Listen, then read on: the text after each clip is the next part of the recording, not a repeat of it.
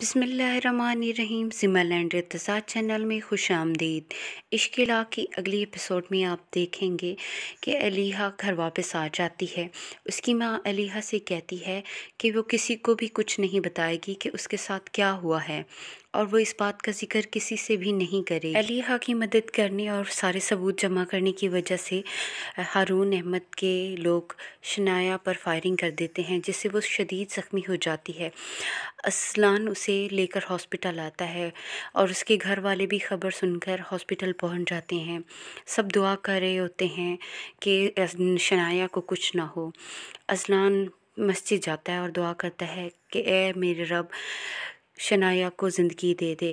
اگر شنایا کو تو زندگی دے گا تو میں اپنا سر ساری عمر سجدے سے نہیں اٹھاؤں گا، اور اگر تو نے اس کو زندگی نہ دی تو آئندہ میں کبھی سجدہ نہیں کروں گا۔ اتنے میں ڈاکٹر آتے ہیں اور اصلان کو بتاتے ہیں کہ شنایا کو ہم نہیں بچا سکے۔ اصلان کو شنایا کی موت کا یقین نہیں آ رہا ہوتا ہے۔ اس کی والدہ اور شنایا کی والدہ سے کہتی ہیں کہ شنایا اب ہم میں نہیں رہی، لیکن وہ کہتا ہے کہ ایسا نہیں ہو سکتا۔ وہ شنایا کی ڈیڈ باڈی کے پاس جاتا ہے، وہ کافی دیر اس کے پاس بیٹھا رہتا ہے، اسے چھو کے دیکھتا ہے اور کہتا ہے کہ شنایا نہیں مر سکتی ہے، شنایا کو کچھ بھی نہیں ہو سکتا ہے۔ اصلان کے ذہن پہ بہت برا اثر پڑتا ہے، وہ شنایا کی موت کو تسلیم ہی نہیں کر رہا ہوتا ہے۔ شنایا کا جنازہ تیار ہوتا ہے، لیکن اصلان اس کے جنازے کو کاندھا دینے کے لیے نہیں آتا۔ وہ اپنے آپ کو کمرے میں بند کر لیتا ہے۔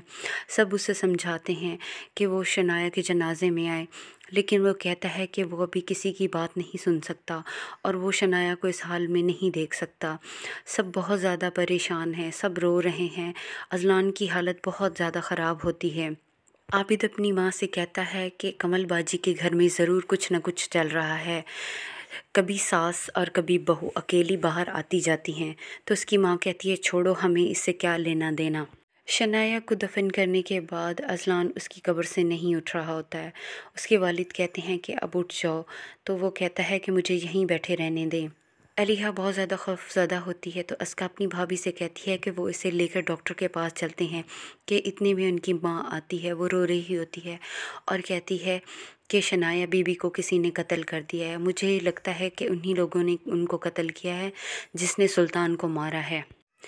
اصلان اور اس کا باپ ابھی شنایا کی قبر پہ ہی ہوتے ہیں کہ اتنے میں ہارون آ جاتا ہے اور کہتا ہے کہ میں جنازے میں شرکت نہیں کر سکا، تو میں دعا تو کر سکتا ہوں۔ تو اصلان کا والد اسے کہتا ہے کہ پہلے تم نے شنایا کو قتل کیا، اب تم اس کے لیے دعا کرنے آئے ہو۔ اصلان کا والد اسے کہتا ہے کہ وہ یہاں سے چلا جائے اور وہ اسے چھوڑیں گے نہیں۔ اصلان بھی اٹھتا ہے اور اسے کہتا ہے کہ وہ یہاں سے چلا جائے ورنہ اچھا نہیں ہوگا۔ اصلان بھی ہوش ہو جاتا ہے تو اس کے والد ایمبولینس منگواتے ہیں۔